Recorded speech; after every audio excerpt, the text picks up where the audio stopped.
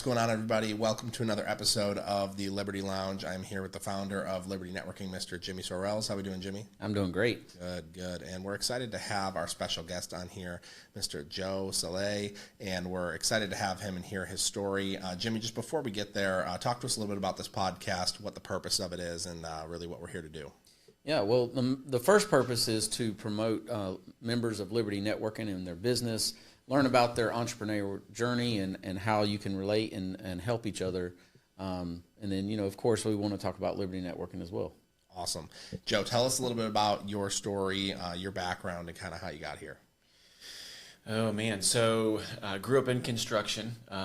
My dad started a business when I was a little kid. He did home repair, plumbing, stuff like that. And the quick 15-second version is I just followed in his footsteps, and now we have a large renovation company. So at what point did you kind of go from following your dad's footstep to kind of making your own path?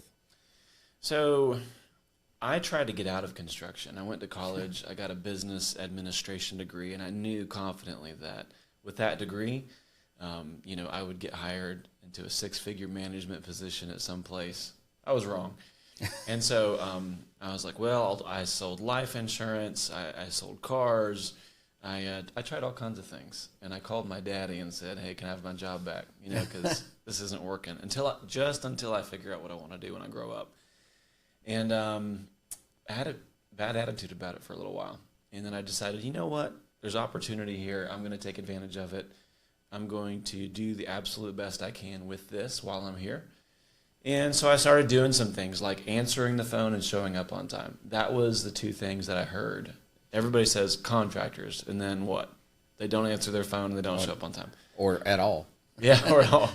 So I said, if I fix those two things, then it'll go well. So I did that, and along with I would use QuickBooks to send estimates and invoices and stuff like that instead of just like a paper bill or a napkin estimate. And people loved it and ate it up, and so we grew pretty well, pretty good from that.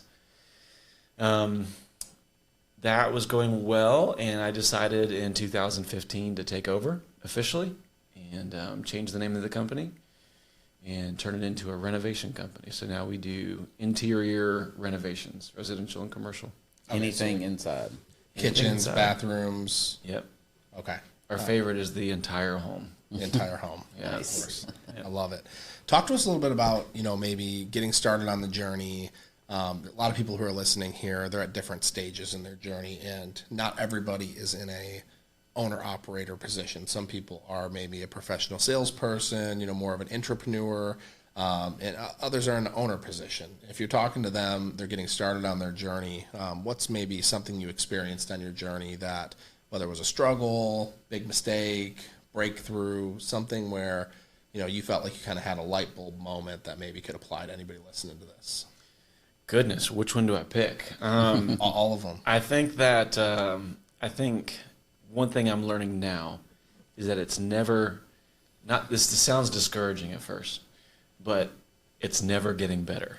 And what I mean by that is we kind of all think that next year, I'll be the millionaire and I'll be, working on my iPad and my yacht for 30 minutes on Monday, and that's it, and that's the, the dream or whatever. But actually, I learn a new lesson all the time, and I think when you carry the mindset of, well, let me say that differently. When you change your mindset from what do I need to know to fix this, to make my life what I want, you change to I am a student, I am a learner, and every day I'm learning and growing. What else is there? What can I learn from everybody that I meet? Mm-hmm. Then you've arrived, regardless of your income, regardless of your situation. And then coincidentally, the situation follows, where it starts coming to you instead of you chasing everything. You know what I mean? Yeah, I mean, you kind of mentioned this idea of how you kind of never arrive, and I think that's such a powerful thing. And I think that one of the biggest reasons that people struggle in business is because they get into business almost to stop doing business, which is the weirdest thing. It's like, I'm trying to build something, and there's nothing wrong. Like, you should build a business if you can sell it and you have that amazing, success story. more power to you. But it's like the weirdest thing to like get into business just so that you can quit business. Like, I think it's like if you actually truly love what you do, then, you know, every single day it's not going to be that like, I can't wait until I'm done. And like, it's almost like that attitude's going to come through in every aspect. I mean, you know, I'm in a sales position. You know, we sell life insurance. I have teams of people who sell life insurance, and the goal always for most people is I want to get to a point where I don't have to sell anymore. And I just thought that was kind of like the weirdest concept, because it's like, if you truly love what you do, you love your industry, like why would you ever want to stop doing the one core function of the thing that you do and how you serve people? And it's like, is that really the right business for you if you're, you know, building to never do it again? Like if you get to a point where you can sell it, fantastic, but it's just a kind of a weird concept to be like, well, one day I want to just stop working. I feel like the entrepreneur spirit is, well, maybe I'll sell that business, but I'm going to find something else to do because I'll go crazy. There's no way I could just work for 30 minutes on Monday on my iPad. Yeah. So I mean, that's something that definitely people can relate to. What's another big lesson that you've learned along this journey? Well, I think to feed off of what you just said, I think another good one is, you know, my boys, they're 9 and 10 years old. And we were joking this week. I said, you better change your attitude because I'm kicking you out in about 8 years. You turn 18. Yep. You're like, no, Mom said that she wouldn't let you. I'm like, well, try to come back in the house after I kick you out, you know? And so then we talked a little bit more about like, well, how could you do that? Because you've told us about how expensive life is and all that kind of stuff. I'm like, well, I'm going to give you all the tools you need to be able to get there. So feeding from what you said, I would tell my boys, it doesn't matter what you do. Go work hard. Go serve people. And then stop whining. Right. Lesson 1, right? Yes. Lesson 2, you get 5 years into it. You get 10 years into it. For my boys, hopefully that means when they're 20, you know, because I'm working them like dogs. But maybe when you're 30, whatever. You're going to start learning what you love. You're going to say, I hate accounting, but I have an accounting business and I love people. So hire people or do the sales, you know. So you move from you work because you have good work ethic to you find what you love, and then, yes, do what you love. Stop wasting your time. Go do what you love. But you got to figure it out first. And so you do that by working hard and serving. And then you get to this level 2 where you're doing what you love. Okay, well, you're not working anymore. You're doing what you love. So you're passioning. I don't know. What's a good word for that? Yeah. But then you Living. can start to, living, right?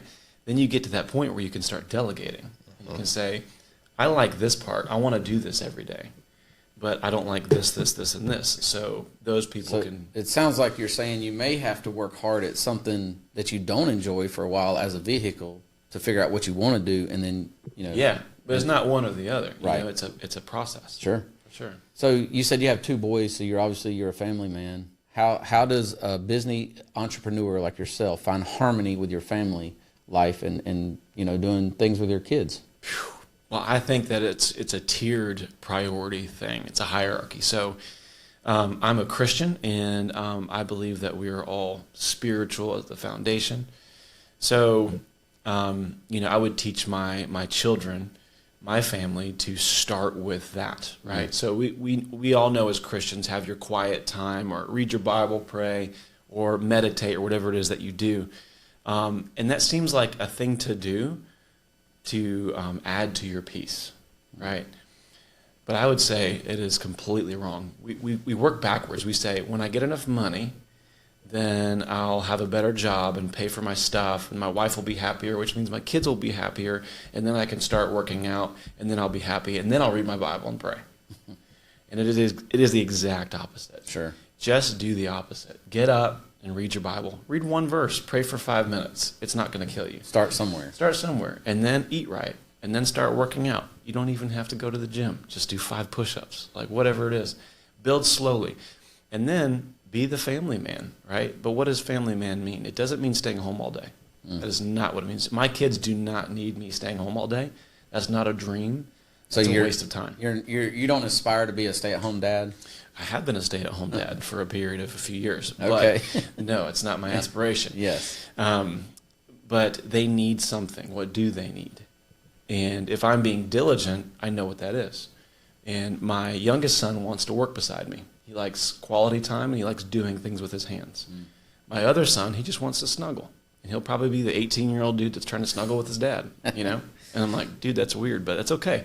That's his love language. Yeah. So we have daily and weekly and monthly things that we do. That's good. To serve them, along with my wife. You know, I've learned taking her on dates is the thing to do. Well, if I know my wife, she just wants me to listen to her on a daily basis. Sure. That is what she loves, you know. So that is what I do, or try to do, honey, you know. So it's actually small things, very small things that you do on a daily basis that helps build a thriving family and a thriving self. And then if you show up to your job, sales job, your business, or the sales appointment or whatever, anything, you show up in a state of power. It's way different from the man who's beat up all night because he's fighting with his wife. He hates his kids. He can't think straight. He's overweight, and he hasn't read his Bible in a year. You know, like it's different. Yeah. And everything starts to You show to up feed. different. Yeah, yeah. So it's a balance, but it's a hierarchy of doing the small things first, and everything else will kind of just flow. Love it. Tell us something interesting or surprising about you that no one listening to this might know about you.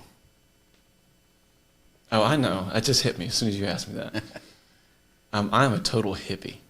Oh, Define hippie. There you Because go. I came from Oregon before I moved to South Carolina, so I want to know what your definition of hippie is. that's funny. I'm anti all the things. I am like fix everything with garlic, and sugar is evil, and You're crunchy because you have a lot less hair than I imagine when you say hippie. I don't have the opportunity for dreads. Otherwise, I would entertain the thought. Do you in fact drive a VW van? No, I don't. I'm not that hippie. Okay. Do you wear tie-dye? No. So that's Oregon hippie is going to be hair down to your butt, tie-dye. I've never had hair done on my butt. Ever. Are you a deadhead? No. See, I think you're crunchy. I can deal with that. I'm not hippie. I'm crunchy. Yeah, 'cause you're into all the Organic. Oh, yeah. everything's poison. Everything's poison. Yep. My wife's crunchy. So I've got a garden in the backyard, and we don't use pesticides. And yeah. Absolutely I crunchy. love it. Yeah. All right, we've figured out the definition between hippie and crunchy. So just so y'all know. That's a freebie. That's right. Let's transition a little bit into more networking specific. So how long have you been a member of Liberty Networking? So I actually rejoined this year. I took a year off because I got super busy. But I was a member a year before the last year. And had you been a part of other networking groups in the past? I've tried BNI, and I've visited a few other types of groups, yeah. Okay, what about Liberty Networking specifically was like something that you're like, okay, this is like something I do like about, this specific networking organization? Yeah, I think one's kind of a quantifiable thing and one's kind of a feelings-based thing, but the people are good people. It's more down to earth. I've had people invite me to BNI, and my response is typically no, thank you. And it's a not to talk down about BNI, but it's a very systematic, very strict, rigid thing. And Liberty's very different. So it's almost like hanging out. Even though there is a very clear structure and outline, and we start on time, we end on time, it's clear, it's defined, but it's very relational. Yeah. And everybody there, it's easier for me to refer to my friend than it is for me to refer to seat number 2. You know what I mean? Yeah. And I like that. Well, that is why our core focus is building authentic long-term relationships. We focus on that first. So there you go. And I think the other thing, something that I really like about Liberty, is there is several local groups, and you can visit all the different groups for free. Yeah. So you join. I feel like I'm joining several groups. Yeah, it's a much larger network than just your one chapter. Yes. You have unlimited free visits, even if you're visiting in other states and stuff. But you also have access to the whole Liberty Networking directory. Right. So, yeah, that's good. And did networking come natural to you, or did you kind of have to get out of your comfort zone, or were there things that you maybe thought you were going to get out of networking and then realized like, okay, I actually have to put in a little more work than what I expected? I think my natural self is just to show up and sit in the background and just listen. And you can't do that and be a good networker. So I think the thing that I've had to adapt and change and grow in is actively trying to figure out how to serve people. I think good networking, I have several friends who all call and say, hey, how do I do this? How do I network better? How do I get in touch with more people? And all they do is just serve people. They will proactively call somebody and say, hey, I found this person I think you would benefit from. Jim, you do that to me all the time, right? Like, hey, here's this contact. I think you guys could connect and have a good relationship. So being proactive in that is not natural for me, but I think that's what good networking is. Yeah. Were you nervous when you came to your first, networking event, like not really knowing anybody? Not really, not personally. Yeah. Just when we've got people who are listening to this and they're maybe, nervous to come or they don't know what to expect. Like, what is your advice for someone who's maybe kind of on the edge of their seat? Like, should I attend an event? Should I join a chapter? Yeah, well, after the initiation, no, I'm just kidding. There's no initiation, but I would say this is the group for you because, like I said, not to harp on BNI, but BNI does pose that, like, you're here to do business, which is great, especially if that's your goal. Liberty, I think, is that group where you can slide in, you can visit a couple times, and then you just get to spend time with people, getting to know them and letting them get to know you. Mm-hmm. It's casual, which is... And you're kind of already, the idea is it's like-minded people, so... Right. It's... Yeah. Jimmy, talk to us a little bit about any do's and don'ts of networking. I always think that's great to throw in here. What's your number one pet peeve when it comes to showing up to a networking meeting? The first two things I've always tell people is always be authentic and don't sell at a network meeting, a social or a meeting of any type. So you're there to make connections. You connect at a meeting and you get to know somebody at an RBM, a relationship building meeting, for coffee or lunch later. That's really the first two things. And a big pet peeve is being on time. Show up on time and stay for the whole meeting. Because if you're coming late, especially, I know things happen. We all have things happen, and people show up late to their network meeting, or they may leave early. But if you're doing that consistently, honestly, people recognize that, and they do not want to give you referrals. I've seen it happen multiple times. Joe, any do-nots for networking? That's a pretty good one, not to sell. I like that one. Have you ever had an experience where you sat down for an RBM and someone tried to sell you? Yes. Yeah. I know Jimmy has. Yeah. And I think that is the thing that I kind of run away from. Yeah. How did it feel when you sat down and someone tried to sell you? It feels like you're a number. It feels like you're a tool, like you're their next dollar.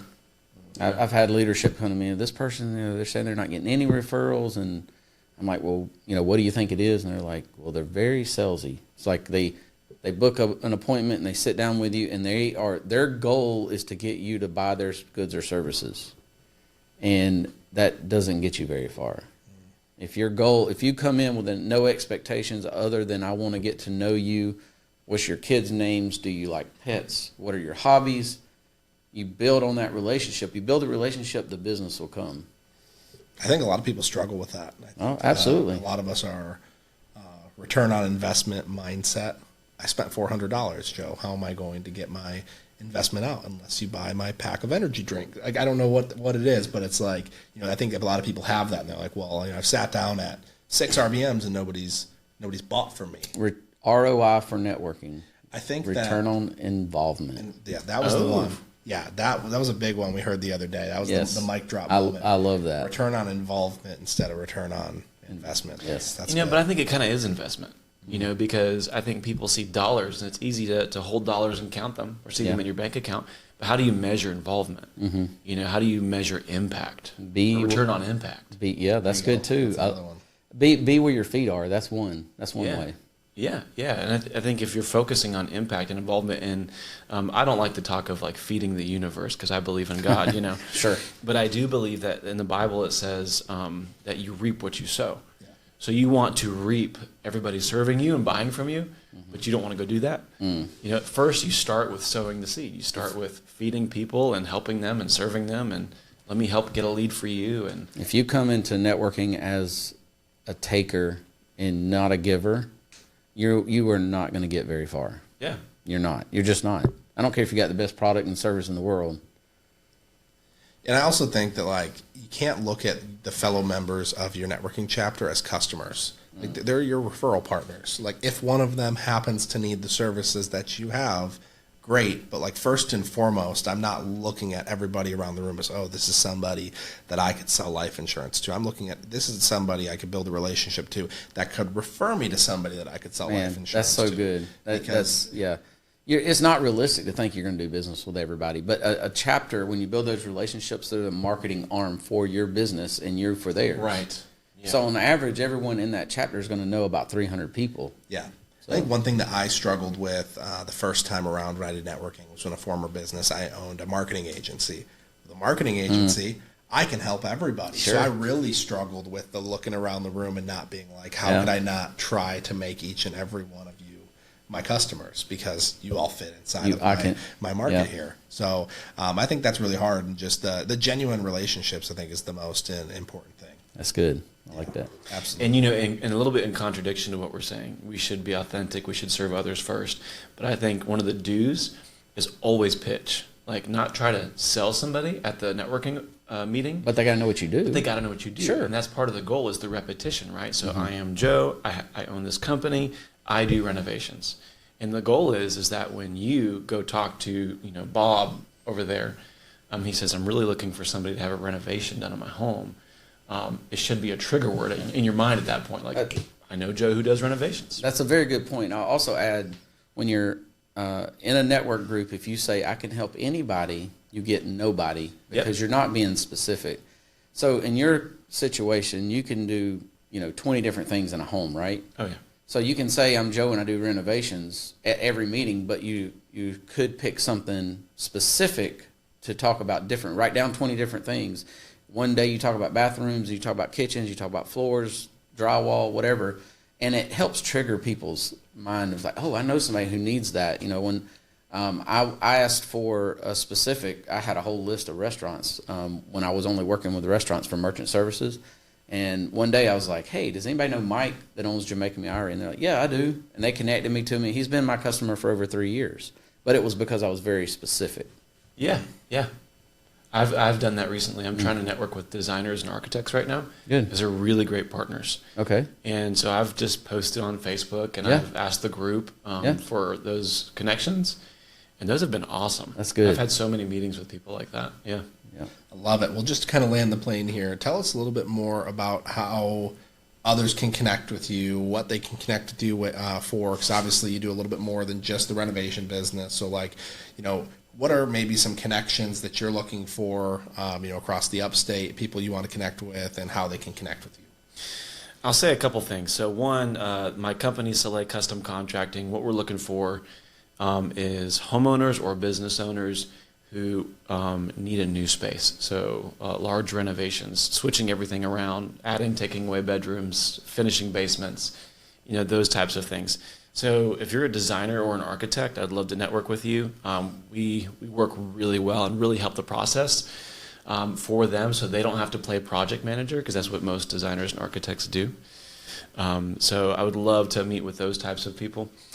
The other thing is, I've really enjoyed, that's not true. I was going to say I've enjoyed learning over the last 10 years, but there's been a lot of suffering. Sure. But I enjoy the fruit of learning all the lessons.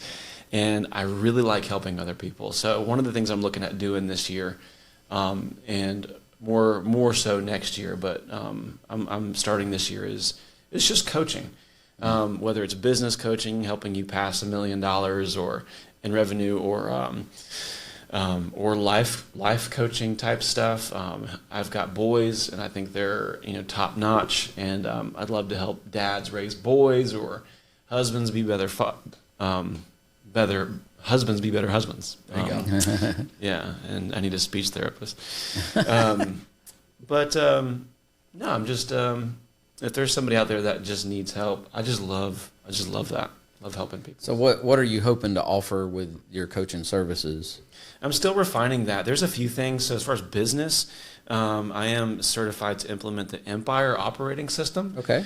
So that's if you don't have an operating system in your business, then you're limited in your growth. Mm-hmm. I've seen people not go past 500,000. I've seen people get up to 10 million without an operating system, and then they're just falling to pieces. So that is something. But then I also, like you said, and I think we probably better give credit to Chris Breen over at Legacy Decks. I heard him say the businessman before the business plan. That's it, 100%. I care about that a lot. So if there is a need for your personal life, you just if you are the guy who is making the millions in revenue and you're killing it there, and you've got your sales and marketing pinned down and your operating system in place, but your marriage is falling apart and you're losing your family, you are normal. You are a type of person, and you need help, just like we all do, right? Yeah. But I love helping people make that connection of like, I understand operating systems and messaging, your branding, and blah blah blah. I understand that, but I've had the hard way. I've had to learn how to do that for my family. How do I speak to my wife? And I think I'm really good at it, and I fail every day at it. But it's not something that you can look at and say, okay, I've learned, I've taken a course, and so now I know how to be a good husband. It is a thing. It is like building muscle in the gym. You didn't go to the gym today and now you're buff, right? You go to the gym for the next 3 years and then you have transformation. So helping guys break a mindset barrier in their marriage and in their parenting is something that I'm passionate about. All right, give us two book recommendations. If you could only two, one for family relationship and one for business. I've got a list of books. I know. So one for family. I'll start with business. Empire Operating System is something I do, but it's very similar to Traction or EOS. Yep. And I found that first before I found Empire. And that is a book that you can read for $20. You can change your life. 100%. You got to implement it though, right? You got to implement it, and that's difficult. And that may be where an implementer comes in. But for business, I would say start there. Okay. For family, there's can I cheat and say two? Sure. Okay. All right, we'll allow. So because there's marriage and then there's your parents. Sure, absolutely. Right? That's true. And I am going to write a book that would top these two. But I would say there's a book called Raising Boys. And if you've got boys, I think I've got it on my shelf right now. I think that sounds familiar. Now, my favorite one I just read earlier this year was Raising a Modern Day Knight. Okay, I've heard but not read that book. That's great too. So, I'm sorry here. I'm gonna switch. There's two. I'm totally cheat here. That's all right. There's two that you should read for your children. One is Wild at Heart. Have you heard of that one? Yes. Wild at Heart for your boys, especially if you're a mom. You need to read that book so you understand your crazy, destructive children. And then the other one is Captivating. If you're a dad, you should read that book about your daughter. And then a good one for marriage is Men Are From Mars and Women Are From Venus. Oh, okay. It's old. Yeah. It's an old book. I think I've heard of it. And it is just clear. Still true. Good. Yeah, right? It applies. Yes. That's good. Yes. There you go. Love it, man. Thank you for the recommendations. How can people get in contact with you? Oh, goodness. For Sallé Custom Contracting, go to our website, sallecustom.com, and I always have to spell Sallé. So it's S as in Sam, A-L-L-E. The apostrophe makes it Salle. But sallecustom.com, and you can learn more about the renovation company and what we do. If you want to talk to me personally, just find me on Facebook and send me a message, and we'll connect. Awesome, man. Thank you so much for coming in, guys. We will be back next time with another entrepreneur, professional salesperson, operator who's here to tell you their tips and tricks. And we'll see you next time on Liberty Lounge. Bye for now.